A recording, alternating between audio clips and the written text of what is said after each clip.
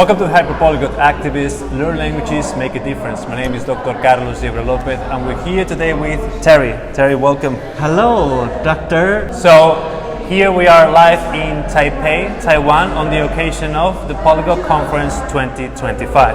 And Terry is one of the organizers. Yes. So we would like to know a little bit more about your language background and how did you come to collaborate as a co-organizer for this conference? So I was born almost monolingual because I only spoke the Mandarin of Taiwan when I was a kid. And later, when I was about 1 year old, my mom got me a babysitter. And she was a native Taiwanese or Taigi or Taiwanese Hokkien speaker.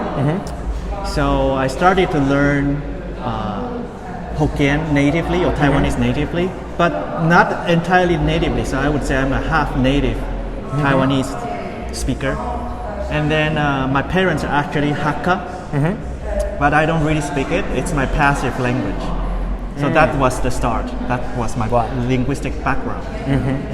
And then you got into the polyglossia aspect of learning new languages and adding them to your repertoire. Yeah, but I mean, I started very late. Very late. I didn't even start to learn English before I turned 12.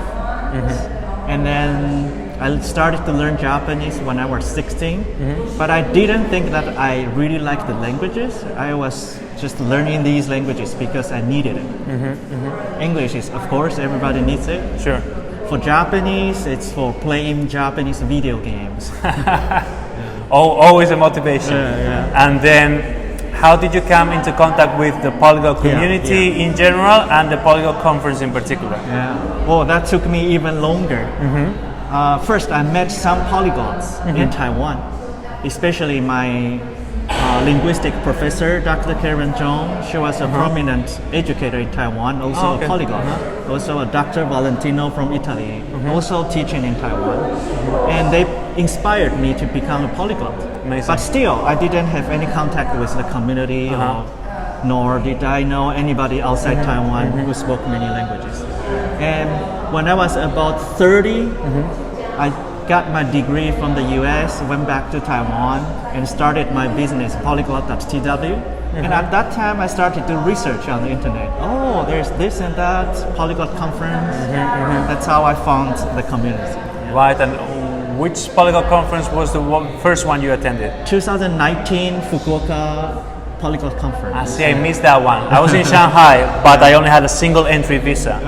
So if I exited Shanghai, I wouldn't be able to go back, so that's why I couldn't. So it was very frustrating, but I'm sure it was very interesting. And ever since then, you've been attending the Polyglot Conference, or have you skipped any? Yeah, the Cholula one. The Cholula one. That was right after COVID. Correct. And I wasn't really able to do it. And how did the idea of organizing the Polyglot Conference in Taiwan specifically came? So I think even from the very beginning, when I saw the moment I saw, oh, there's this Polyglot Conference, I wanted to have it in Taiwan. Of course. And I think that was the beginning. You contacted Richard? No, not directly, because first I attended the 2019 Fukuoka Conference, right? And then there were this like 3 years of COVID hiatus, and then I went to Budapest again. 2023. And that year was very special. I actually got a funding from the Taiwanese government, from the Indigenous Research Foundation, and with these people over there, we went to Budapest when you did your AI talk. Yes. And that year we got funding, and the government was interested too.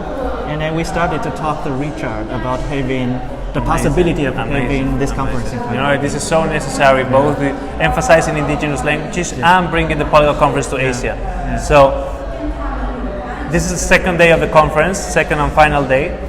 What would you say has been the highlight of the conference so far, your favorite aspect?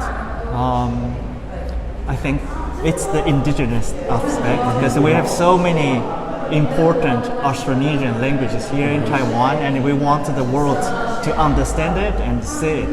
Of course, the lingua franca here is Mandarin of Taiwan, but I don't think any of our ancestral languages are less important.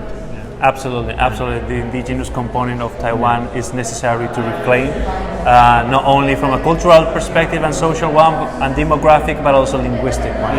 Thanks for the job that you're doing with indigenous languages in Taiwan. Thank you for coming to Taiwan. Thank you. Thank you. Thank you.